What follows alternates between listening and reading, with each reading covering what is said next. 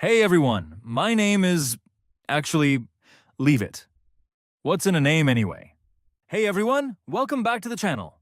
In today's video, we're going to explore the fascinating world of the bar department. We'll learn how bars started, their history and evolution, the different types of alcoholic beverages served, the equipment used behind the bar, the responsibilities of bartenders, career opportunities, and what your future in the bar industry can look like. By the end of this video, you'll have a complete understanding of the bar department and whether it's the right career path for you. So, without wasting any time, let's get started. Picture this. You've just walked into a dimly lit, perfectly sophisticated cocktail bar. You take a seat, the bartender hands you a menu, and suddenly you are staring at a massive, overwhelming list of spirits. Single malts, blends, bourbons, ryes. It's a dizzying wall of text. It honestly feels less like a menu and more like an advanced chemistry textbook, right? Well, welcome to this explainer. Today, we're going to decode that menu and turn you into a totally confident connoisseur. When stepping into different establishments, you might find yourself asking just how to navigate this incredible, dizzying array of spirits. Because whether you're at a high-end lounge or just a cozy neighborhood pub, knowledge is absolutely your best guide. You kind of need to know what you're looking at to know what you actually want to order. So let's start by clearing up the single biggest point of confusion you're going to encounter on basically any menu. Okay, let's dive right into this. Have you ever noticed that the word is spelled two completely different ways? I promise, it's not a typo. Whiskey, without an E, is the spelling used in Scotland and most of the whiskey-producing world, like Canada and Japan. But whiskey with an E, that's the common spelling used in Ireland and the United States. It's literally a regional spelling rule based entirely on where the spirit comes from.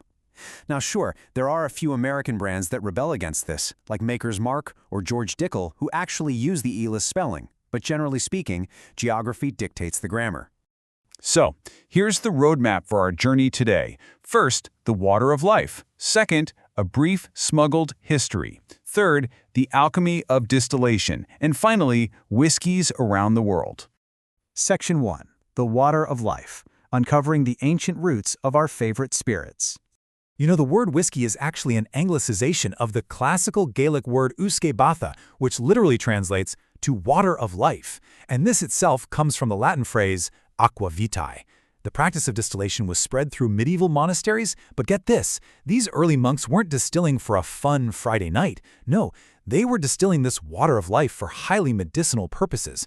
We're talking about treating severe ailments like colic and, believe it or not, even smallpox. Over time, the practice eventually moved from monks to professional medical practitioners, like the Guild of Barber Surgeons. All right, Section 2, a brief smuggled history. Monks, taxes, and the underground trade. Let's walk through this truly fascinating historical timeline. We start seeing early distillation pop up in the 13th century with Italian wine distillers. But the earliest written mention of whiskey in Ireland, well, it's actually quite dramatic. In 1405, an Irish chieftain tragically passed away at Christmas from taking a surfeit, basically way too much, of this aqua vitae. Jumping ahead to 1725, the Scottish malt tax caused massive upheaval, driving distillation entirely underground. Scottish distillers literally became smugglers overnight. They were hiding casks under church altars and inside coffins just to dodge the tax collectors, and they distill late at night so the darkness would hide the smoke from their illicit stills. And then check out the 1920s in the United States during Prohibition. All alcohol was banned, right? But the federal government created this massive loophole, a medical exemption. You could legally buy whiskey if it was prescribed by a doctor and sold through a licensed pharmacy. Yeah, you could literally pick up whiskey at Walgreens.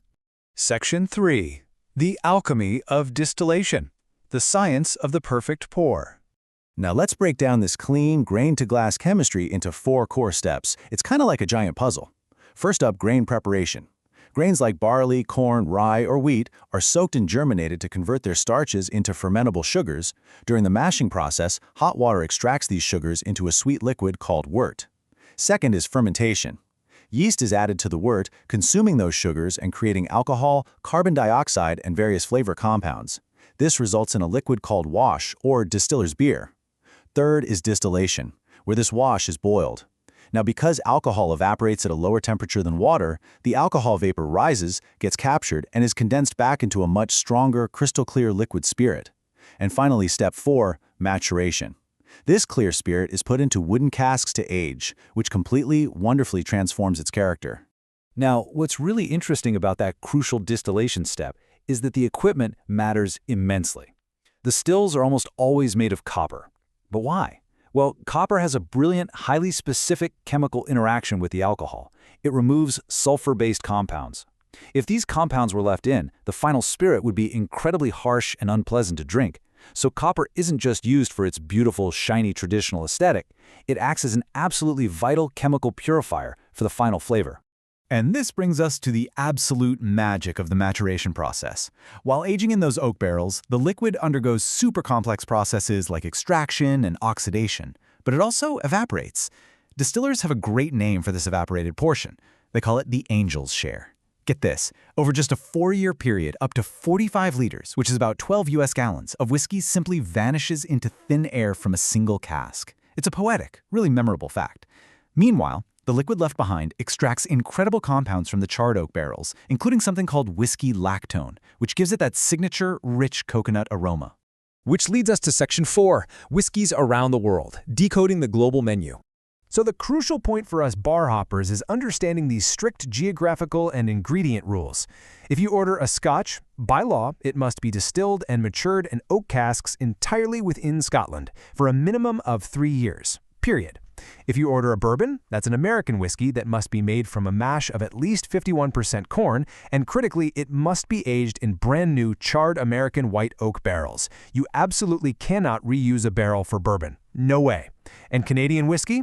That must be produced and aged in Canada for at least 3 years, often utilizing rye.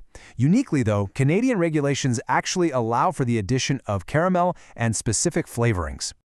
But hey, the menu map extends way beyond Scotland and the US. Let's talk about some surging global whiskey superpowers. Japan produces whiskeys that are so highly regarded they frequently sweep top international awards. And as of 2024, they've strictly enforced quality standards to ensure total authenticity, meaning water has to be sourced in Japan and distillation must occur locally. India is actually a massive player right now too. While historically known for molasses-based spirits, Indian single malts like Amrut have taken the world by storm. They've recently seen a staggering 42% annual sales increase.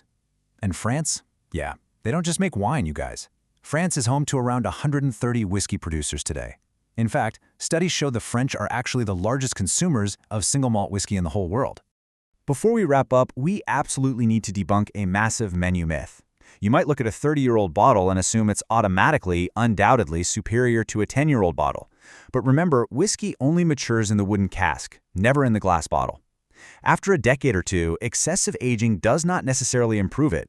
In fact, leaving it in the wood for too long can make it overly woody and affect the flavor negatively. That age statement, it just tells you how long it's sat in the wood. It definitely doesn't guarantee it's the perfect pour for your specific palate. So I leave you with this provocative question to chew on.